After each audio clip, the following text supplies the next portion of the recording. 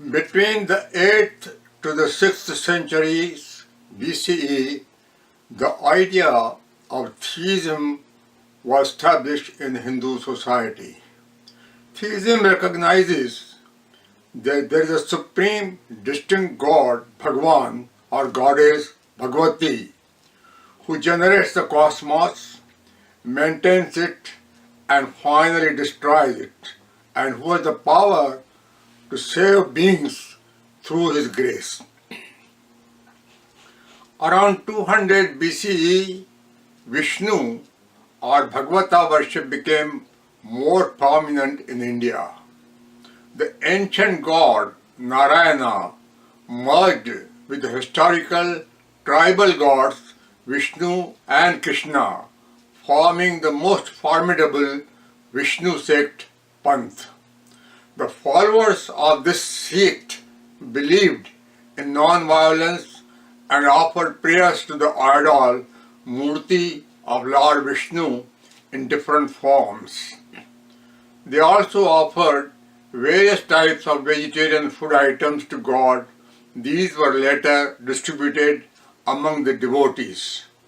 Srimad Bhagavatam heralds this era of devotion.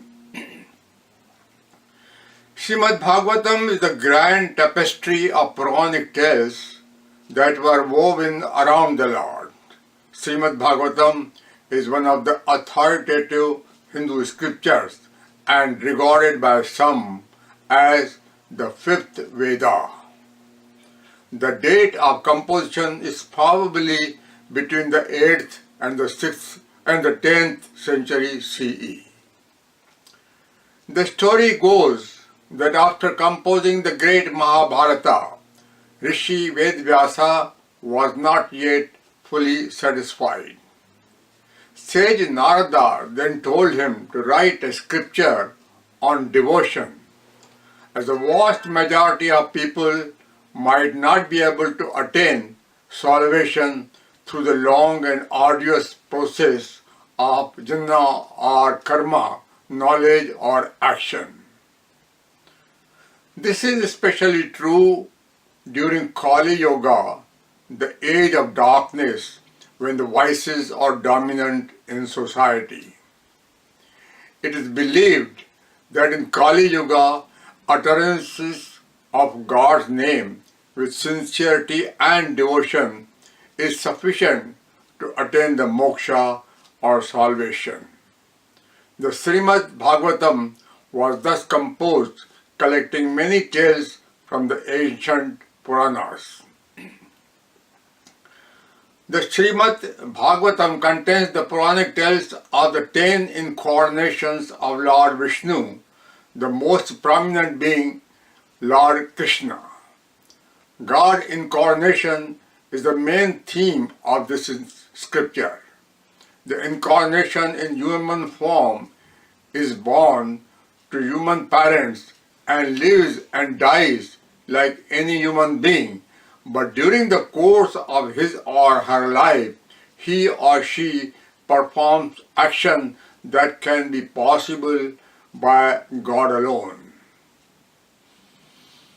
The fabric of the Srimad Bhagavatam, however, has been woven in such a way that all other gods and sages have been included in one way or another.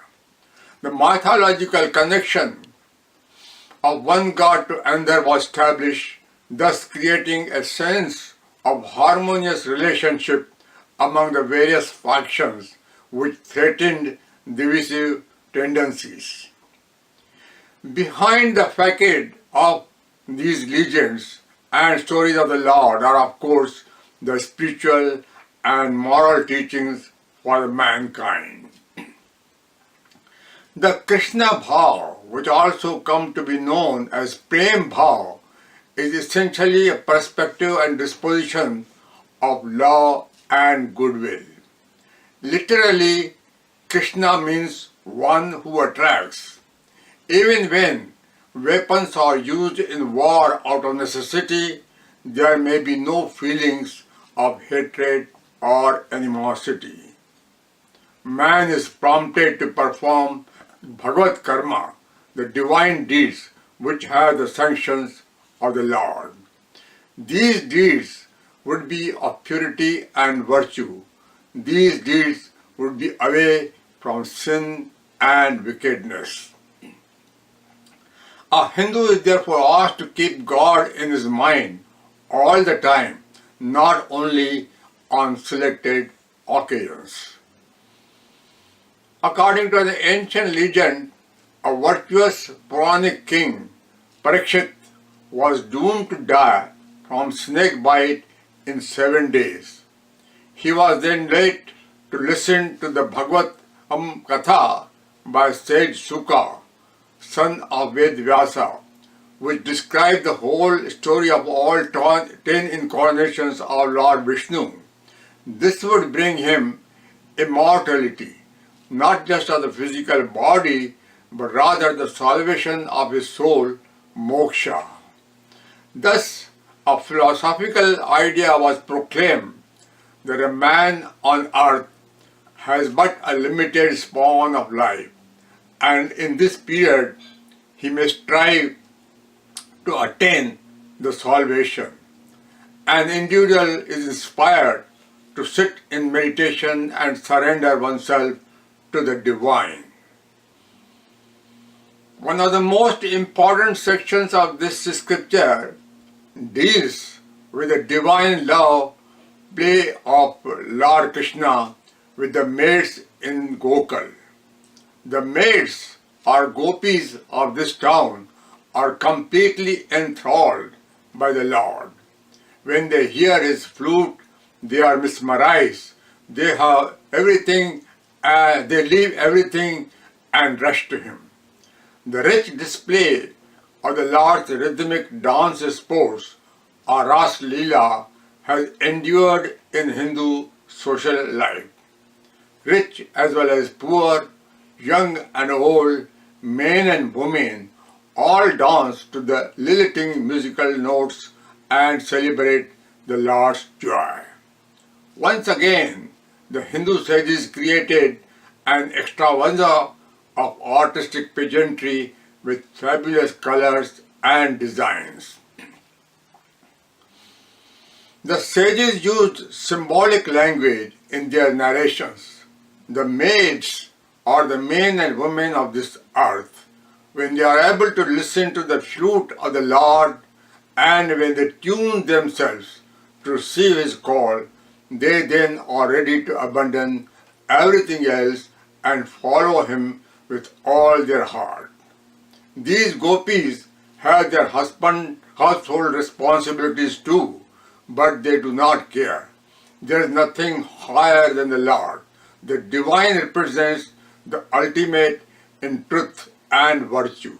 The message to mankind is symbolic yet quite loud and clear.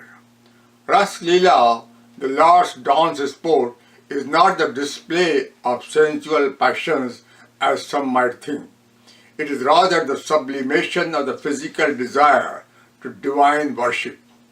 Hindu sages discovered many spiritual techniques or sadhanas to quench and exhaust sensual tendencies, vasanas. There is also a symbolic explanation of these various legends of Srimad Bhagavatam. The good and the bad coexist in our own mind. There is a constant war going on between these two forces. We are prompted to be governed by the divine forces, and with the help of God, we are sure to succeed. The Bhagavatam contains hundreds of tales. I have chosen 2 favorites. The first is as follows. Lord Krishna had a childhood friend called Sudama, with whom he had studied in the same ashram. Later, Lord Krishna became the king of Dwarka, but Sudama remained a poor Brahmin. When Sudama's financial condition became unbearable, his wife Sushila persuaded him to meet with Krishna to ask for help if possible. Sushila gave Sudama a small packet of boiled rice to present before the Lord as a gift. After he arrived at the palace, the Lord treated him with great love, respect, and attention. Lord Krishna then humorously asked if any gift had been brought for him. On seeing the precious objects around in the grand palace, Sudama was rather hesitant to open his modest pocket. Krishna, true to his style, pulled out the packet and ate the rice with great relish. There is also a spiritual version of this incident in which the Lord ate a first and second handful of the cooked rice, but as he was about to gulp the third handful, his queen wife, Rukmani, held his hand and said, "You have already granted him the two worlds. If you grant him the third one, what will happen to us?" The story ends on a happy note. Upon his return home, Sudama is pleasantly surprised that an imposing palace has replaced his poor hut. Whenever people encounter any problems of friendship, they remember the story of Sudama. The Lord left them a yardstick whenever they might be mean, arrogant, or unhelpful. They will remember the story and feel self-conscious about their own behavior. The other favorite story from the Bhagavatam tells of the star hero of the Mahabharata, Sri Bhishma Pitamaha. He was a man of utmost truth and integrity. He was courageous, skilled beyond contest, and saturated with a sense of sacrifice and duty. In the war of righteousness, however, he fought on the wrong side. Bhishma Pitamaha fought for the wicked Duryodhana to fulfill a previous vow. He fought bravely in the war until he was mortally wounded. As he was lying on the bed of arrows, specially prepared at his own instructions, in order to do penance for the mistake of joining with the unrighteous side, he received an unusual farewell. There never would be another war hero who was visited by all the leaders from both sides while lying on his deathbed. Hindu culture has exhibited an unmatched scenario of grace and dignity in this most dramatic scene from the Mahabharata. Yudhishthira, the eldest of the Pandavas, came along with Arjun, Draupadi, and the other brothers.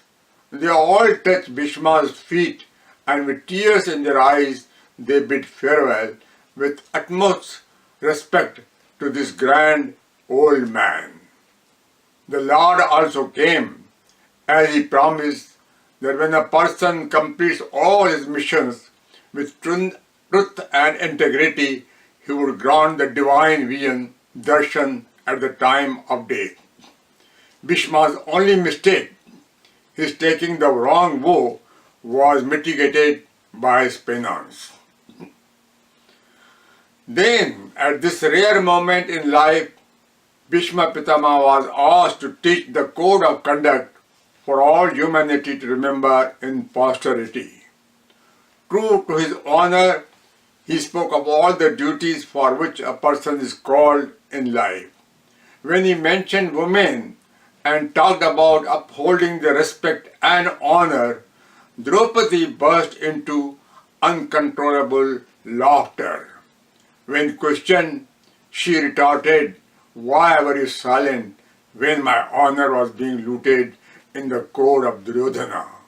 The anguished Bhishma replied, "I did not resist because I had eaten the food of the wicked Duryodhana."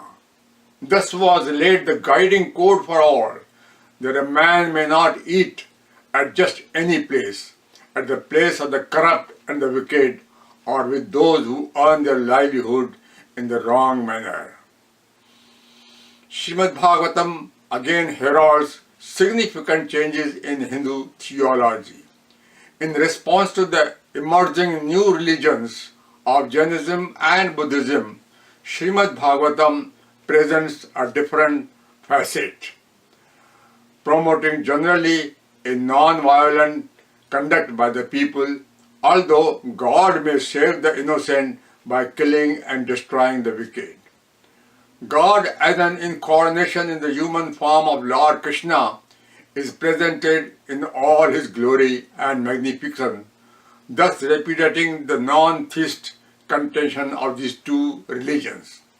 God's infinite power and grace are highlighted, and so are the worship of God and the murtis, images, as icons of the Lord. The mystic, formless, transcendental impression of the divine in the Upanishad era has been replaced by the robust, direct, easy to recognize human face and human incarnation. Srimad Bhagavatam is also named as the fifth Veda of the common man. As such, the worship practice are rather simple and straightforward. A new concept that by just uttering the name of God, one may attain the moksha, salvation, has been forcefully introduced. This perception is of course symbolic in nature, that idea being to pull the people toward God in whatever way possible. Gradually and with the grace of divine, one may become more and more pious and spiritual.